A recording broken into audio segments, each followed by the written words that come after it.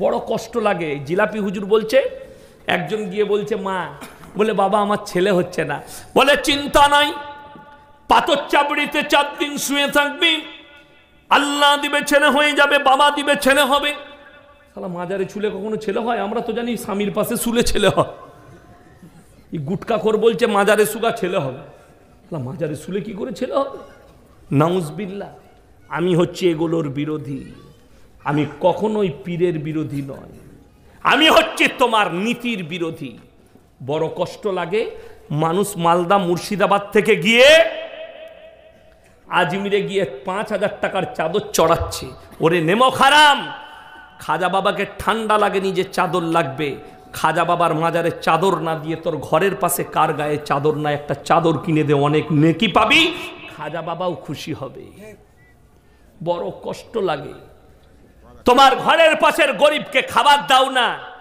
বলছে পাথর চাবড়ির ফকিরকে খাইয়ে এলাম, 100টা ফকির খাইলাম, তুই 1 কোটি ফকির খাবার যদি পাশের ঘরের লোক খেতে না পাই, কোনো কাজে লাগবে না। চ্যালেঞ্জ। কেউ যদি বলে আজমিরে গিয়ে 100টা ফকির খাইয়েছি আর তোর ঘরের পাশের গরিব যদি খেতে না পায়, আল্লাহর কসম করে বলছি তোর ফকির খাওয়ানো আল্লাহর কাছে মকবুল হবে না। কেন?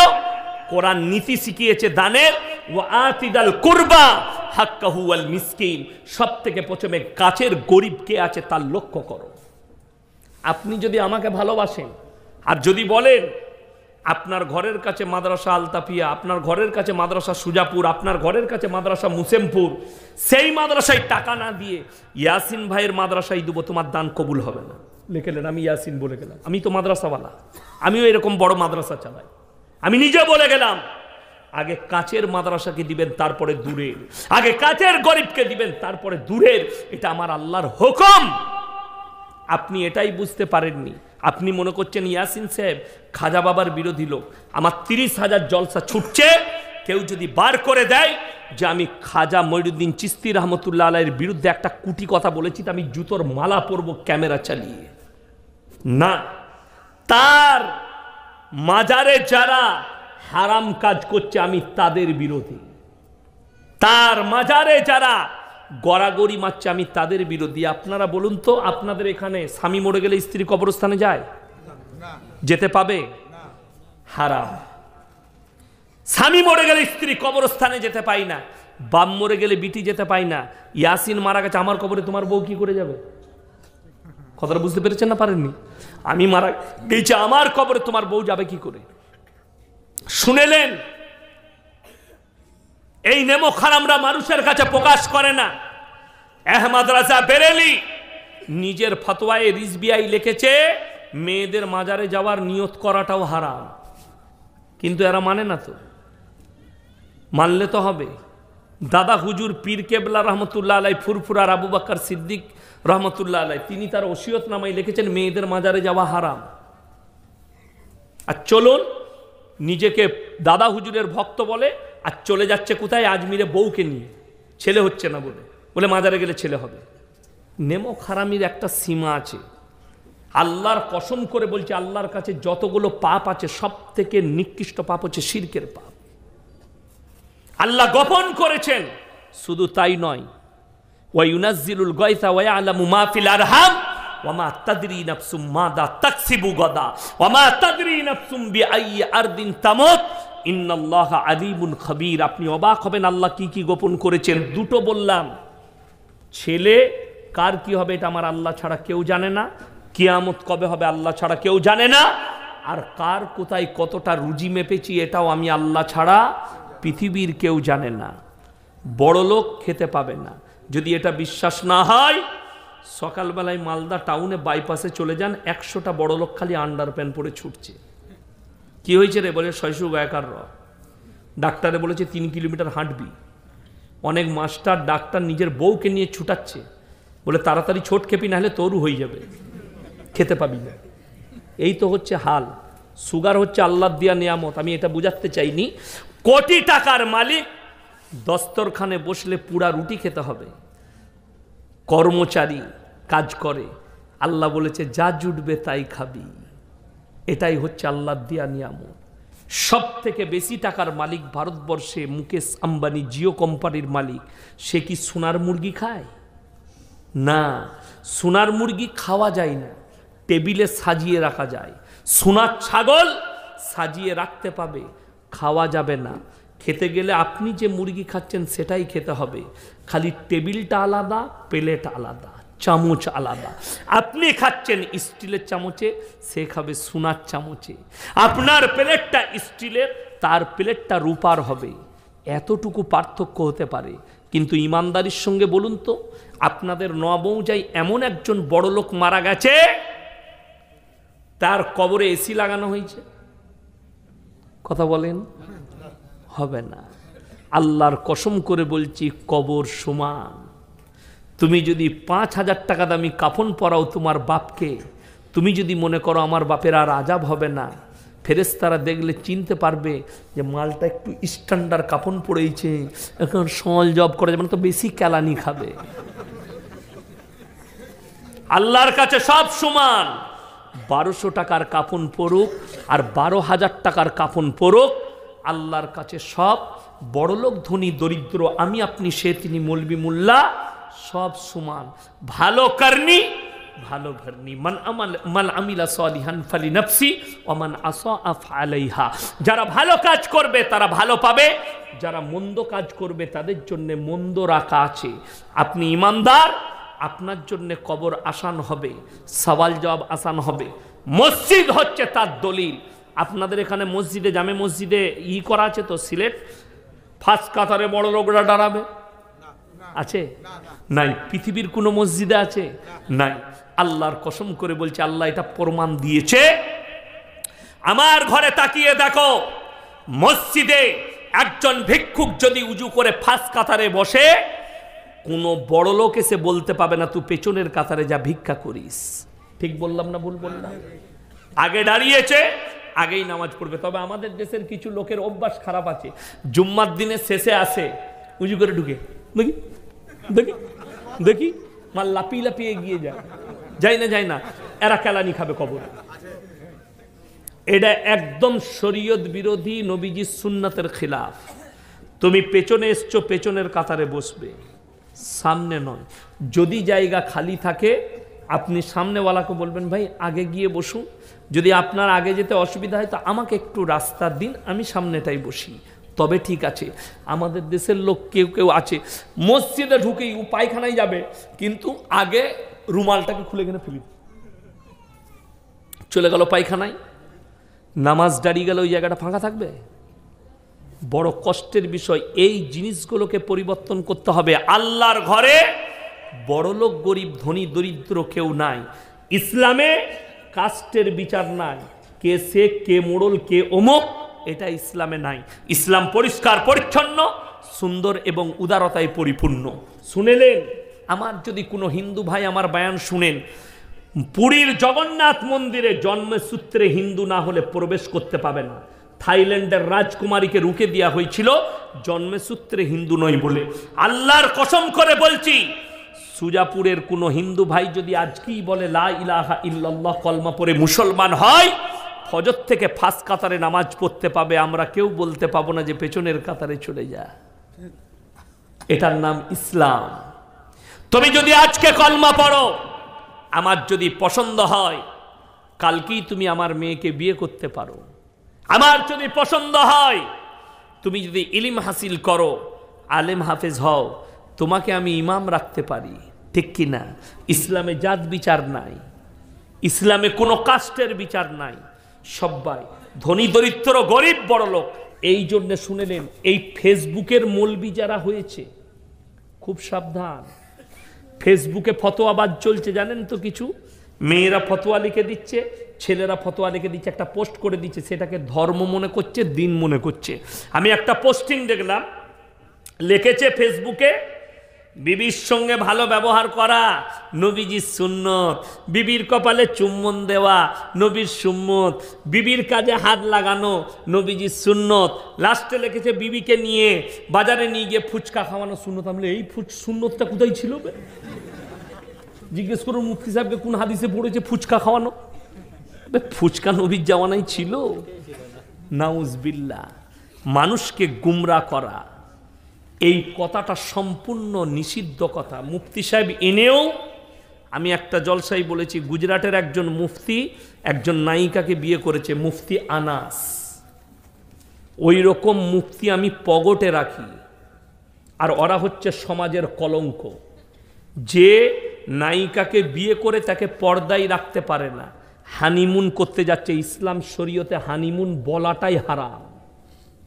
সে লিখছে আমার বিবিকে নিয়ে আমি হানিমুন করতে এসেছি, বিবির ফটো ফেসবুকে পোস্ট করছে, তার বিবি বক্তব্য দিচ্ছে, হাদিস বলছে, সেই মেয়েটার মুখ থেকে হাদিস শোনাটাও পাপ, যে নিজের বিবিকে পর্দায় রাখে না। জিজ্ঞেস করুন, মুফতি সাহেব আছে আমার পাশে, কি মেয়েদের গলার আওয়াজটাও পর্দা বলা হয়েছে। মেয়েদের গলার আওয়াজ মায়েরা শুনেলেন, বাড়িতে কথা বললে সাবধানে, বাইরে আওয়াজ দিও না। আজকে আমাদের কাছ থেকে এই জিনিসগুলো শেষ হয়েছে কেন জানেন? কোরআনে আছে, কোরআনে আছে একজন আদর্শবান নারী যে হবে সে আদর্শবান পুরুষ পাবে, একজন নোংরা নারী যে হবে সে একজন নোংরা পুরুষ পাবে। আল খাবিসাতু লিল খাবিসিন ওয়াল খাবিসুনা লিল খাবিসাত, কোরআনে আছে। যারা নোংরা হয় তারা নোংরা পুরুষ পাবে, যারা আদর্শবান হবে তারা আদর্শবান পুরুষ পাবে। এবং আল্লাহ অর্ডার করেছে, আমরা মনে করি মৌলবীরা বানিয়ে বলে, কোরআনের পরের আয়াতে আছে, কারুর বাড়িতে প্রবেশ করলে সালাম না দিয়ে প্রবেশ করো না, অনুমতি না পাওয়া পর্যন্ত প্রবেশ করো না। আর আমাদের দেশে কি আছে? দরজা খোলা আছে, কই গো ভাবি কি করছো বলে ঢুকে পড়লো। ঠিক বললাম না ভুল বললাম? ইসলামী শরীয়তে জায়েজ নাই, নিষেধ করেছেন ইসলাম। কেন? আমি আপনাকে বলে দিই, আপনি যদি বাড়ির সন্তান হন, ধরলেন 4 ভাই একটা বাড়িতে থাকে, এরকম বাড়ি আছে না? না সমাজে আছে, 4 ভাই একটা বাড়িতে থাকে, 4টা বউ আছে। আপনি বড় ভাই বাড়িতে প্রবেশ করছেন, দরজায় সালাম দিতে হবে, আসসালামু আলাইকুম, আসছি আমি। এই কথাটা বলে দিলে যদি আপনার স্ত্রীর মাথার কাপড় সরে থাকে, আপনার বউ সিল, মেজ ভাইয়ের বউ হয়তো সিলে কিছু বাঁটছে, নাহলে রান্না করছে, মাথার কাপড়টা নেই, সে সঙ্গে সঙ্গে ঢাকা দিবার একটা সুযোগ পাবে সালাম দিলে। দরজায় লিখবেন বিনা অনুমতিতে প্রবেশ নিষেধ। আজকে আমাদের দরজায় পর্দা না থাকার কারণে মুসলমান নারীরাও পরকীয়ায় জড়িয়ে যাচ্ছে। তার কারণ বলে দিই, আমি ইয়াসিন, আমার সঙ্গে আপনি ভালোবাসেন আমাকে, বন্ধুত্ব হলো, ইয়াসিন ভাই একদিন আসেন আমার বাড়িতে খানা খায়েন, দিয়ে বন্ধুত্ব হলো, আমিও এলাম মিষ্টি নিয়ে। এরপর আপনি আপনার বউকে ডাকলেন, এত তোমার ভাবির সাথে একটু কথা কয়েন, কি বলেন? এই কিন্তু জানো না যে হারাম লয়। আর আমিও দেখলাম শোনা ভালো পেয়েছি, ভাবিও দারুণ, কি বুঝলেন, তো গল্প জুড়ে দিলাম। তো এরকম করে সম্পর্ক হলো। একদিন আমি হঠাৎ এলাম সন্ধ্যাবেলায়, তো বলে ইয়াসিন ভাই আপনি বলে এলেন না, ঠিক আছে অসুবিধা না, আপনি বসেন, আমি একটু 9 মজা থেকে নাস্তা নিয়ে আসি। আপনি নাস্তা আনতে গেছেন, আমি ভাবির সাথে গল্প করছি। এরকম যদি 3 দিন গল্প করতে পাই, 4 দিনই তো তোর বউটা পালিয়ে যাবো আমি। কথাটা বুঝতে পেরেছেন না পারেননি? কেন? শরীয়ত সম্মত হারাম। আপনি যদি বলেন ইয়াসিন সাহেব আপনি তো আলেম মানুষ, আপনি আমার কথা বলছেন, কোরআন জিজ্ঞেস করুন, ওয়ালাকাদ হাম্মাত বি ওয়া হাম্মা বিহা লাউলা আররা বুরহান রাব্বি। যখন জুলাইখা নিজেকে বেবস্ত্র করেছে, ইউসুফ নবী কিছুক্ষণের জন্য বেহকে গিয়েছিলেন, তফসিরের মধ্যে আছে, এর প্রচুর ব্যাখ্যা বিশ্লেষণ বিশেষজ্ঞরা লিখেছেন, মুহাদ্দিসিনরা লিখেছেন, কিছুক্ষণের জন্যে। তারপরে ইউসুফ নবী বলেছেন ক্বালা মাআযাল্লাহ ইন্নাহু রাব্বি আহসানা মাসওয়ায়। একটা নবীর সামনে যদি একটা নারী উলঙ্গ হয়ে যায়, সেই নবীর মনকে যদি শয়তান ধোঁকা দিতে চায়, তাই ইয়াসিনের মতো ছোটখাটো মৌলবীর কি অবস্থা হবে বুঝতে পারছেন না? ওই জন্যই তো রাম রহিম হওয়া যাবে না। বাবা রাম রহিমকে এসে একজন বলছে, বাবা हमारे बेटी को आशीर्वाद दे दीजिए। बोले हमारे गुफा में भेज दो। गुहार ভেতরে কি আশীর্বাদ দেবে?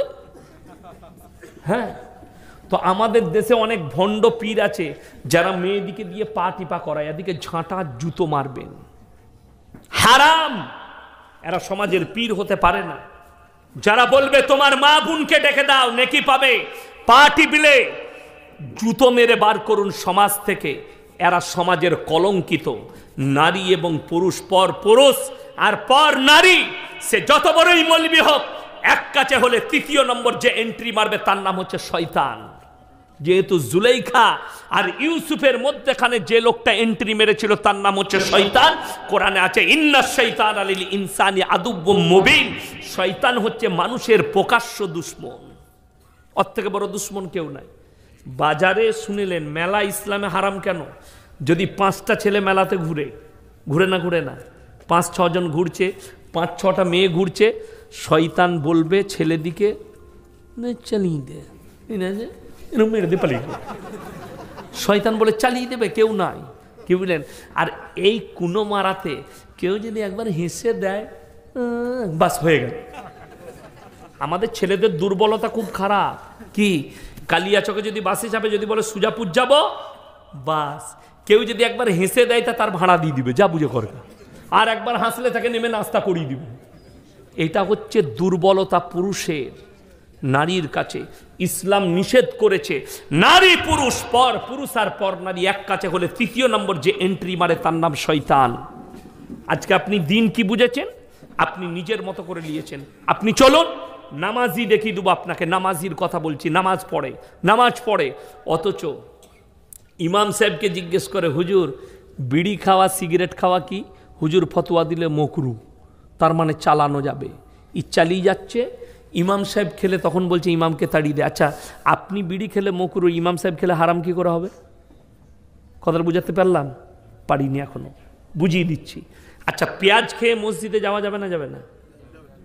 নবীজি নিষেধ করেছেন কাঁচা পেঁয়াজ খেয়ে মসজিদে যেতে। কেন?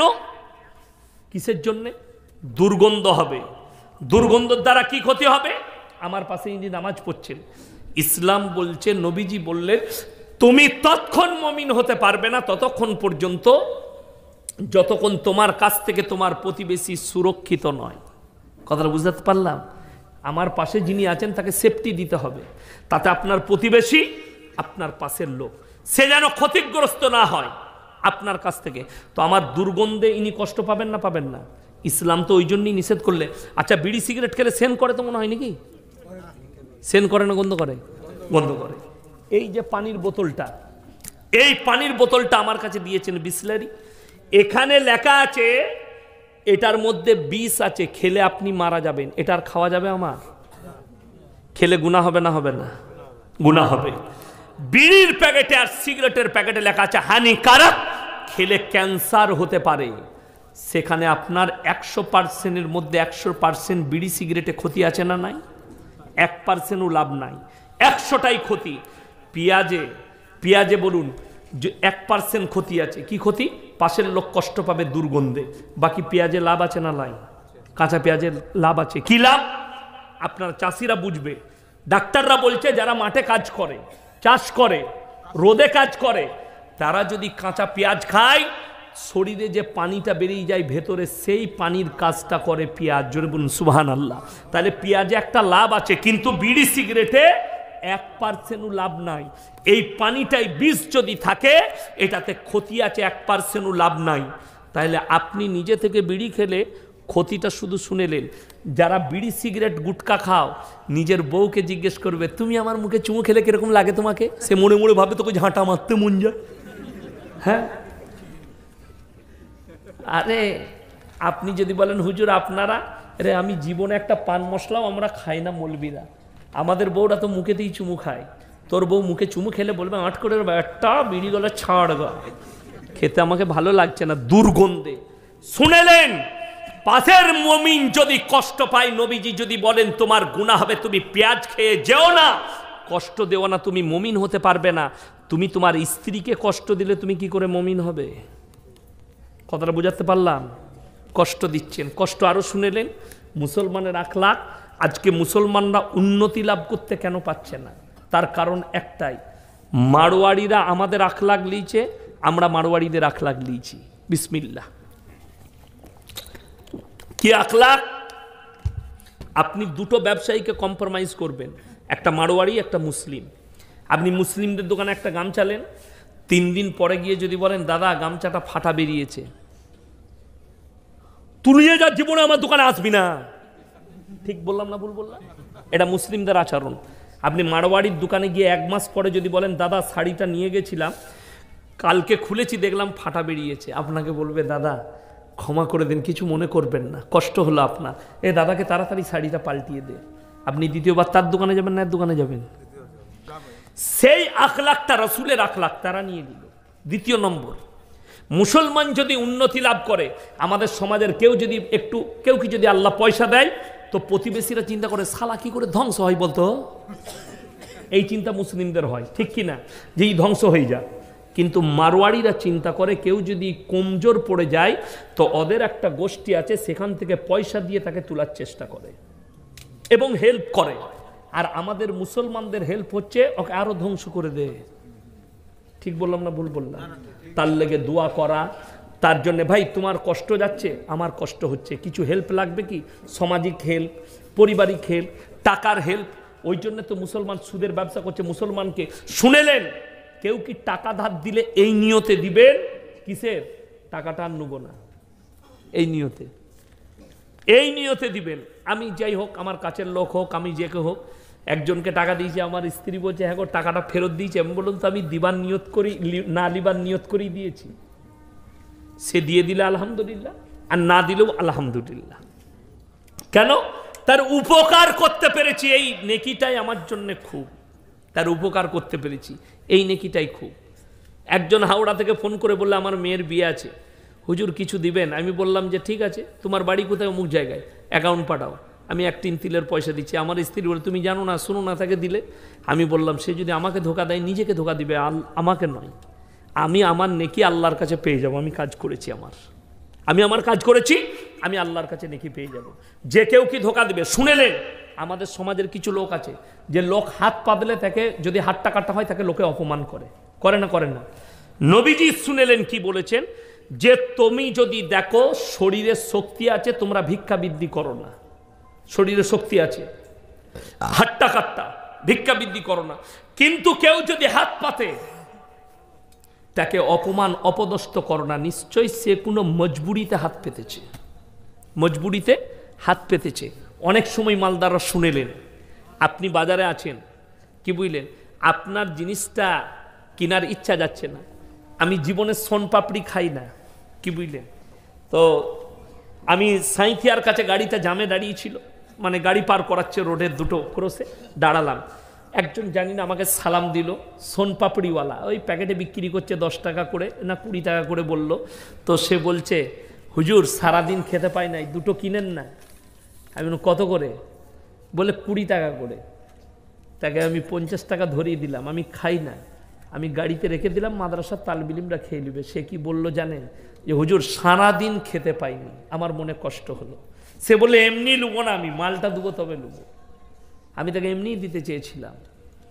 তো এই যে কিনাটা, এটা হচ্ছে কি জানেন তো, নেকির কাজ। কেন? হয়তো আমার কিনাতে তার হেল্প হলো, সে সারাদিন হয়তো ইনকাম করতে পারেনি, ওই 50 টাকায় কিছু সবজি ফবজি কিনবে, সে এমনি নিতে চাইছে না, মাল দিয়ে নিল। আপনি এইভাবে মানুষের হেল্প করুন। নবীজি সাল্লাল্লাহু আলাইহি সাল্লামের হাদিস, তোমরা বড় লোকরা তোমাদের দেওয়ালকে এতটা উঁচু করো না, পাশের গরিবের গরিবিটা না দেখতে পাও। তোমাকে গরিবিটা দেখতে পেতে হবে, যে আমার পাশের যে গরিব আছে তার গরিবিটা আমি চোখে দেখতে পাই, জানো, তাকে দান করতে পারি, জানো, এটা করে। আমার আব্বাজি বলেন যে আমি যখন ইমাম ছিলাম এই গ্রামের, তো আমার এমন মুক্তাদি ছিল, তিনারা মারা গেছেন, বলছে এমনও মুক্তাদি ছিল, ফজরের নামাজের পরে গরিবদের চুলায় পা ভরে দেখতো আগুন আছে কিনা। যদি আগুন থাকতো তাহলে বুঝতে পারতো এর বাড়িতে রান্না বান্না হয়েছে, যদি আগুন না থাকতো বুঝতে পারতো রাত্রিতে এরা উপোস থেকেছে, রান্না হয়নি। গরিব চাল ডাল সবজি কিনে নিয়ে এসে তাদের দরজায় লুকিয়ে ফজরের আগে নামিয়ে দিয়ে চলে যেত। জোরে বলুন সুবহানাল্লাহ। আর এখন তো ঘুরিয়ে যদি দেখতে পাই তা নিয়ে পালিয়ে যাবে। ঠিক বললাম না ভুল বললাম? আরে ওটা তো দূরের কথা। আপনি মনে করছেন ইসলামটা এত সহজ, নামাজ রোজাই হবে? আপনাকে দেখিয়ে দেবো 5 ওয়াক্তের নামাজ পড়ছে, লোকের বিটির বিয়ে ভাঙিয়ে বেড়াচ্ছে। ঠিক বললাম না ভুল বললাম? আমি আমার বর্ধমানে কথা বলছি, তাহাজ্জুদের নামাজ পড়ে, লোকের একজন গরিবের বিটির বিয়ে হচ্ছে, কি বুঝলেন, বিয়ে লেগেছে, সব ঠিকঠাক, গিয়ে বললে মেয়েটা তো বেরিয়ে গেল ফজরের নামাজ পড়ে, দিয়ে বিয়েটাকে ভেঙে দিলে। এর থেকে বড় জঘন্য পাপ আর কিছু নাই। তার নামাজ ফালতু চলে যাবে কিয়ামতের দিন। একটা বিয়ে ভাঙা মানে একটা পুরো পরিবারকে ধ্বংস করে দিয়া। মিথ্যা অপবাদ দিলে সেই পাপটা না করা পর্যন্ত আল্লাহ তাকে মৃত্যু দিবে না। কোনো মেয়ের ওপরে হোক, কোনো ছেলের বাপের ওপরে হোক, কেউ মিথ্যা তহমত দিবেন না। জোরে বলুন ইনশাআল্লাহ। আমাদের দেশের লোকের অভ্যাস খারাপ কি, ছেলের বিয়ে ঠিক করতে গেছেন, তো ধরেলেন মেয়ের বাপ বলল ছেলে আমার পছন্দ নয়, তো আপনি চায়ের দোকানে বসে আছেন, লোকে জিজ্ঞেস করলো হ্যাঁ গো তুমি যে ছেলেটার বিয়ে ঠিক করতে গেলে ওখানে কি হলো? তো আমাদের দেশের লোক কি বলে, শালা হারামি, মেয়েটা ভালো নয়। মিথ্যা করেই, জানিও না মিথ্যা করে কথা বলে দিবে। আপনার বলা উচিত ছিল ভাই মেয়ে খুব ভালো, উনারাও ভালো, কিন্তু তকদিরে নাই বলে হলো না, কোনো একটা কারণবশত হয়নি, আপনি বেঁচে গেলেন। কিন্তু আপনি মিথ্যা অপবাদ দিচ্ছেন বিয়ে হয়নি বলে। কখনোই কাজ করবেন না, কখনো মিথ্যা অপবাদ দিবেন না।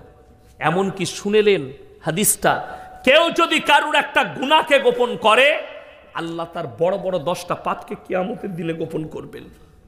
আপনি যদি জানেন পাড়ার এই মেয়েটা নোংরা ছিল, মেয়েটার বিয়ে হচ্ছে, তো কখনো বিয়ে ভাঙাবেন না। হয়তো এই বিয়ের পরে সেই মেয়েটা হয়তো তার আগে ইস্তেগফার করে নিয়েছে বা মমিন হয়ে গেছে, মমিনা হয়ে গেছে। যে ছেলেটার বিয়ে হচ্ছে সে হয়তো মমিন হয়ে গেছে, ইস্তেগফার করেছে। মানুষের প্রথম জীবনের আমলকে ধরা যায় না, শেষ জীবনের আমলকে ধরা যায়। শুনেলেন, কেউ যদি ভুলবশত জিনা করে ফেলে, আল্লাহ ক্ষমা করবেন না? করবেন না। ইচ্ছা করলে ক্ষমা করে দিবেন, এবং ক্ষমা চেয়ে নিলে ক্ষমা হয়ে যাবে। কেউ যদি চুরি করে পরে ক্ষমা করে দিবে, কিন্তু কেউ যদি জিদ করে শিরক করে, সেই পাপ আমার আল্লাহ ক্ষমা করবেন না। জিদ করে শিরক করে সেই পাপ আমার আল্লাহ ক্ষমা করবেন না। তাই আমার ভাইয়েরা আপনাদিকে অনুরোধ করে যাচ্ছে, হাত তুলে বলুন নামাজি সবাই হবেন ইনশাল্লাহ। মায়ের দিকে অনুরোধ করব, নামাজি হয়ে যান, দিনদার হয়ে যান। পরকালে চিন্তা ধারালেন মরণের পরে কি হবে, আজকে চলে গেলে কালকে কি হবে। তাই আপনারা সকলে আমার জন্যে দোয়া করবেন। খাস করে এই গ্রামের, এই মহল্লার, এই প্রতিবেশীর যত ব্যক্তি চলে গেছেন, খাস করে আমার ভাইজান জিনার কথা বললেন, যিনি চলে গেছেন, আল্লাহ তিনাকে এবং সকলকে জান্নাতবাসী করুক, বলুন আমিন। আজকে আমার উদ্দেশ্য দেখুন, যারা আমাকে ভালোবাসে ইনাদের নিয়তটা ভালো ছিল বলে আমাকে পেয়েছে। আজকের ডেট কিন্তু আমার খালি ছিল না, ইনারা ফোন করেছেন, গেইছেন আমার কাছে। সেই দিনে ফোন করলাম, বললেন না আমাদের জলসা হবে না, ক্যান্সেল হলো। আমি ডেট দিয়ে দিলাম, নিশ্চয় এর মধ্যেই কিছু ভালাই আল্লাহ রেখেছে। আমার আশা আপনাদের যাওয়া, যিনি চলে গেছেন আমরা দোয়া করব, চোখের পানি ফেলি, আল্লাহ যেন তিনাকে জান্নাতবাসী করে, তেনার পরিবারকে আল্লাহ সাবরে জামিল দান করুক। আমরাও সবাই কিন্তু ওই পথের পথিক। কুল্লু নাফসিন যায়কাতুল মাউত, যতগুলো জানদার এসছে, কীট পতঙ্গ যেদিকে আল্লাহ প্রাণ দিয়েছে, সকলকে একদিন না একদিন মৃত্যুর স্বাদ গ্রহণ করতেই হবে। তাই আমরা ইমানে আমলে দিনদারিতে সব সময় রেডি হয়ে থাকব।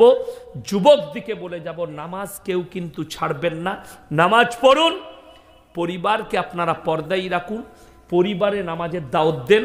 আল্লাহ সকলকে কবুল করুক, আজকের জালসাকে কবুল করুক, আজকের রাত্রিকে আল্লাহ কবুল করুক, আজকের আমাদের হাজিরিকে কবুল করুক।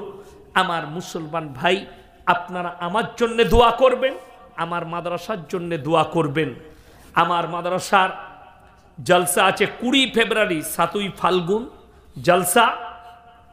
যারা দেশ প্রবাসী ইউটিউবে ফেসবুকে ফলো করেন, আমার মাদ্রাসায় ইনশাল্লাহ জলসা আছে।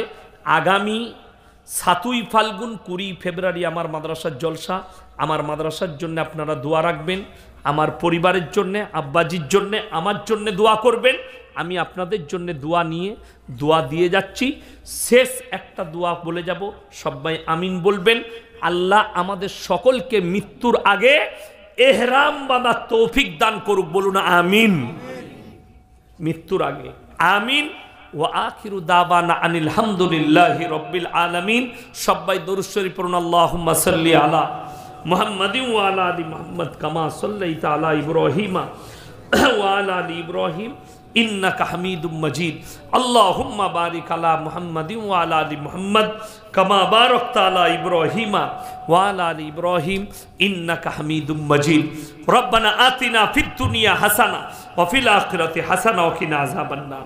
রব্বানা লা তুযিগ কুলুবানা বা'দা ইদ হাদাইতানা ওয়া হাব লানা মিন লাদুনকা রাহমা ইন্নাকা আনতাল ওয়াহ্হাব। ইয়া আল্লাহ, আমরা গুনাহগার, খাতাকার, বদকার, সিয়াকার, গুনাহকে মাফ করে দাও, খাতাকে দরগুজার করে দাও। মাগরিবের পর থেকে এতক্ষণ পর্যন্ত যা কিছু আলোচনা হয়েছে এর মধ্যে ভুল ত্রুটি হলে ক্ষমা করে এর সওয়াব সব থেকে প্রথমে হুজুর পাক সাল্লাল্লাহু আলাইহি সাল্লামের পাক রুহে পৌঁছে দাও। তারপরে সাহাবে কেরাম, তাবিন, তাবে তাবিন, আম্মায়ে মুজতাহিদিন, ফুকায়ে সালিহিন, উলামায়ে দ্বীন সকলের রুহে পৌঁছে দাও। খাস করে আজকের এই মজমায় যে সমস্ত ভাইয়েরা, মায়েরা, বোনেরা আমরা হাত তুলেছি, আমাদের যত পূর্বপুরুষ চলে গেছে সকলের রুহে পৌঁছে দাও। খাস করে যে সমস্ত প্রতিবেশী ভাই জানেরা চলে গেছেন, ইয়া আল্লাহ তিনাদের রুহে পৌঁছে দাও, তিনাদের রুহের মাগফিরাত করে দাও। ইয়া আল্লাহ কবরের দিকে জান্নাতুল ফিরদৌসের দরজা খুলে দাও। ইয়া আল্লাহ কিয়ামতের ময়দানকে তুমি আসান করে দিও। তোমার রসুলের হাতে হাউজে কাউসার তুমি দান করো, তোমার রসুলের হাতে হাউজে কাউসার দান করো। ইয়া আল্লাহ পুলসিরাতের ওপরে তুমি বিদ্যুতের গতিতে পার করিয়ে দিও। ইয়া আল্লাহ যে ভাইয়েরা মেহনত করে আজকের এই পাড়ার প্রতিবেশীর ভাইয়েরা জলসা দিয়েছে, ইয়া আল্লাহ সকলের জানে মালে ইজ্জতে তুমি বরকত দাও, কারোবারে ব্যবসা বাণিজ্যই রুজি রোজগারে বরকত দাও। ওগো আল্লাহ এই পাড়ার, এই মহল্লার, এই পুরো নমৌজা যে সমস্ত ভাই মা বোন অসুস্থ আছেন তাদেরকে শিফায়ে আমিলা দাইমা মুস্তাফিলা দান করো, আরোগ্য দান করো। যে ওষুধ খেলে ভালো হবে সে ওষুধের কাছে পৌঁছে দাও, যে ডাক্তারের কাছে গেলে ভালো হবে সে ডাক্তারের কাছে পৌঁছে দাও। ইয়া আল্লাহ আমরা তো বড় দুর্বল, ভিখারির মতো হাত তুলেছি। ইয়া আল্লাহ তুমি আমাদেরকে ফিতনার ফিতনা থেকে, হাসিদিনের হাসাদ থেকে তুমি হেফাজত করো। যত রকমের বুড়াই আছে তুমি হেফাজত করো, যত রকমের ভালাই আছে তুমি দান করো। যেভাবে চললে তুমি রাজি খুশি হবে সেইভাবে তুমি আমাদেরকে পরিচালিত করে নাও। ইয়া আল্লাহ আমরা তো বড় দুর্বল, জানি না তুমি কাকে ভালোবাসো। কত উলামায়ে দ্বীন হাত তুলেছে, কত মুরব্বী বাবাজি, কত হাজি সাহেব, ইয়া আল্লাহ কত নওজওয়ান, কত মাসুম, কত মা বোন হাত তুলেছেন। ইয়া আল্লাহ তুমি যার হাত তোলাকে পছন্দ করো তার মুখের দিকে তাকিয়ে আমাদের দোয়াকে কবুল করে নাও। রব্বানা হামলানা মিন আজওয়াজিনা ওয়া যুররিয়াতিনা কুররাতা আয়ুন ওয়াজআলনা লিল মুত্তাকিনা ইমামা। রব্বানা ওয়ালা তুহাম্মিলনা মা লা তাকাত লানা বি ওয়াফু আন্না ওয়াগফির লানা ওয়ারহামনা আনতা মাওলানা ফানসুরনা আলাল কওমিল কাফিরিন। ওয়া সাল্লাল্লাহু তাআলা على خير خلقه محمد وآله وأصحابه أجمعين برحمتك يا أرحم الراحمين. السلام عليكم.